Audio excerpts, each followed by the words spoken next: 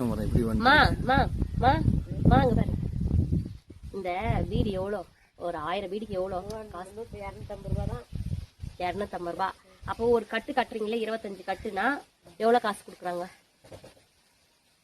அது அவங்க விற்கிறது 10 ரூபா தான் ஒரு கட்டி. நம்மளுக்கு வர 5 ரூபா தான் கணக்கு வரும். 5 ரூபா. அப்போ 1000 பீடி சுற்றி கட்டி கொடுத்தாக்க 200 ரூபாவா? ஒரு 1250 ரூபா. 250 ரூபா. ஒரு 1000 பீடிக்கு 250 ரூபாய். இதை வந்து கேட்டிருந்தாங்க மெசேஜில். ஒரு 1000 பீடிக்கு எவ்வளோ அப்படின்னு சொல்லிட்டு எனக்கு சரியா தெரியாது, நான் செய்யறதில்ல. எங்கள் அம்மா தான் எல்லாமே பார்த்துக்கிறாங்க. 250 ரூபாய் ஒரு கட்டு வந்து 10 ரூபா கூட வாங்குவாங்கன்னா இவங்க கிட்ட 5 ரூபாய்க்கு வாங்கிக்கிறாங்க. அதுக்கப்புறம் வேற மஞ்சு புகழெல்லாம் நல்லா வைக்கிறதுல பீடி பிடிச்சா புகை வர மாட்டேங்குது அப்படிலாம் நிறைய பேர் சொல்லியிருந்தாங்க. கொஞ்சம் நிறைய அவன் போட்டு வை சரியா அப்படிலாம் காமெண்ட் சொல்லியிருந்தாங்க. நாங்கள் எவ்வளோ காசு கொடுத்து வாங்கி பிடிக்கிறோம், புகை வர மாட்டேங்குது.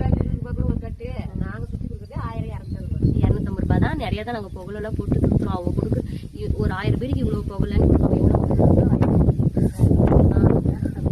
எவ்வளோ புகழ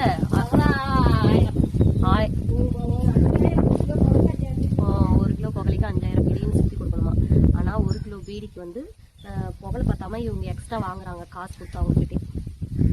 அதனால அவங்க கொடுக்குற புகழை வச்சு தான் சுத்த முடியும். சில பேர் காசு கொடுத்து வாங்கி பார்த்தல அப்படின்னு சொல்லிட்டு வாங்கி சுற்றுறாங்க, பீடி சரியா வரலன்னு. அதுக்கு நாங்கள் என்ன பண்ண முடியாது? அப்போ வந்து நீங்கள் கேள்வி வந்து இது பிஸ்னஸ் பண்ணுறாங்க பார்த்தீங்களா, பீடி பிஸ்னஸ், அவங்ககிட்ட தான் கேட்கணும்.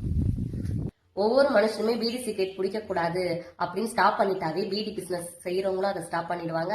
பீடி சுத்துறவங்களும் இந்த பீடி சுத்துற தொழில் செய்யறவங்களும் அதை ஸ்டாப் பண்ணிட்டு வேற தொழிலை தேடி போயிடுவாங்க.